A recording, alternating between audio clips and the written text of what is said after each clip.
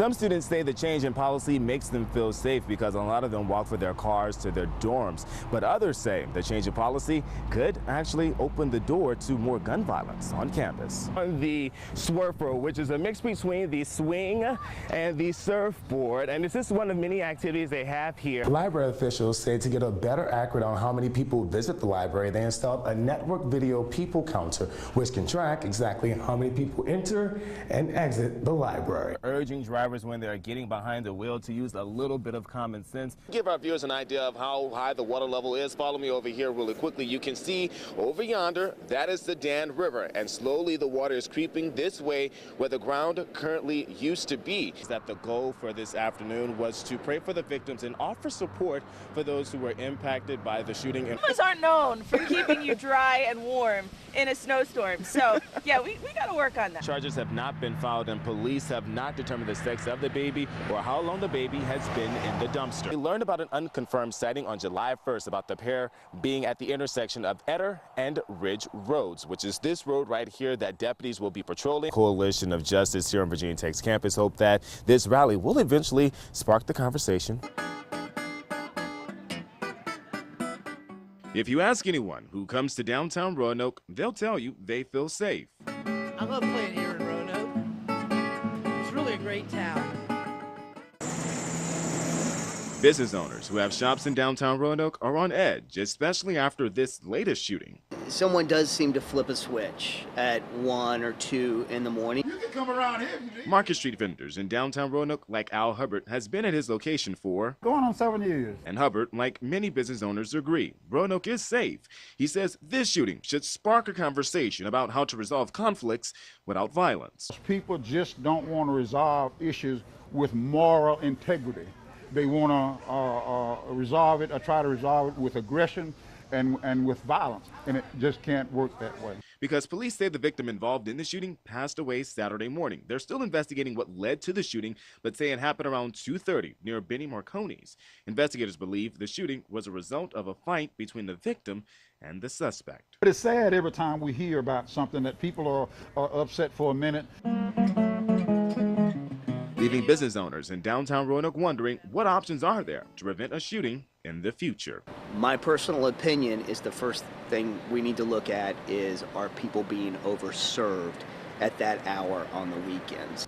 Liberty University students say on a typical day, they feel safe on campus. I've never felt safer anywhere I've been. But when it comes to having guns on campus, especially inside dorm rooms, students differ in opinion. Some are against the new change in policy because they say it could be a gateway to more crimes on campus. Never was for any gun policy whatsoever. Like, gets mad at you or you aggravate them, they could actually pull a gun on you. But others say it makes them feel safe. With the whole ISIS thing, it's definitely nice to have it because as we are like the biggest Christian university, we're one of their targets, so it's definitely nice to have that procedure in place. In the last buildings that had been restricted, which were the residence halls, we'll be able to have concealed carry in them starting probably in the fall. General Counsel for Liberty University, David Corey, says the policy change came at a Board of Trustees meeting last week. He says if a student wants to have a weapon inside their dorm room, they first must have a permit recognized by the state.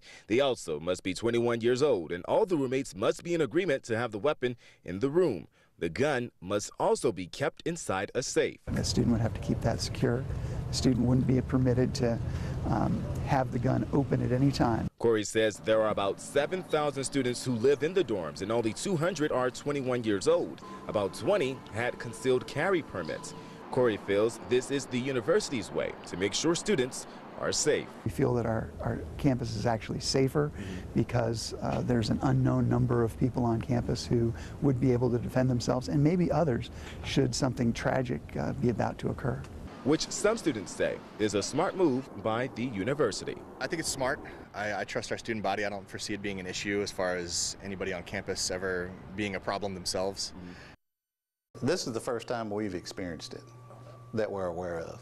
This abandoned warehouse may be empty on this snowy day in Henry County, but late last year, hundreds of people filled this warehouse ready to party.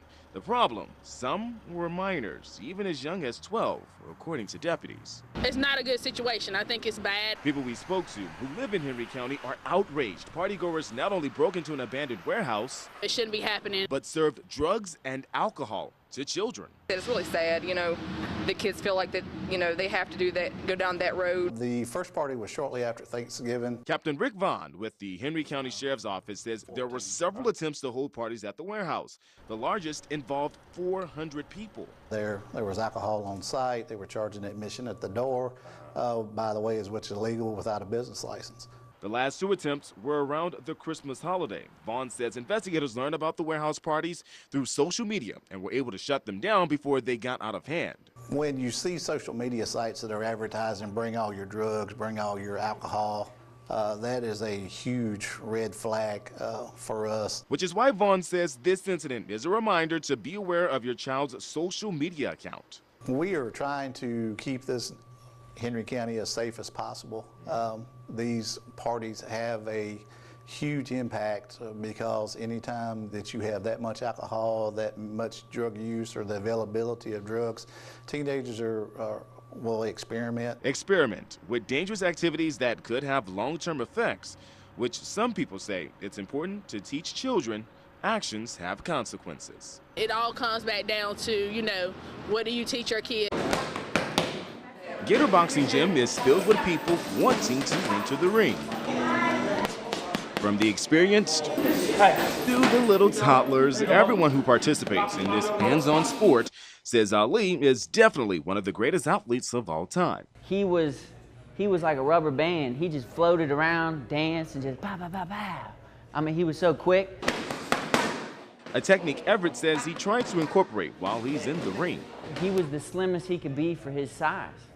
And he was still, that's what, he killed people with speed. I mean, when a fast guy hits you, it's like a gunshot. It's like pow, pow, pow, pow, pow. Everett trains under Maynard Quesenberry. Now, Quesenberry runs Gator Boxing out of Hinton. He says during his time as a fighter back in the early 80s, he met Ali at the Roanoke Civic Center. Ali was in town for an exhibition match. And just happened to get the privilege to share the dressing room with Ali that night. I'm so mean, I make medicine sick. And despite his outgoing persona when the cameras were rolling, when they weren't, though, Quesenberry says Ali was down to earth and relatable. He was a real gentleman to me. He sit and talk with me just like he had known me for years. I actually lost my fight that night, and he consoled me after the fight. Well, decades later, the loss of this legendary boxer is being felt by Quesenberry, by the boxing community, and the world. Of course, I'm sad. I'm sad about Ali. But I know he had a very positive impact on boxing. An impact for future fighters wanting to be like the greatest. He was a great man. And yeah, he will be missed, man. Somebody like that, that's the kind of person you need in boxing. I shook up the world!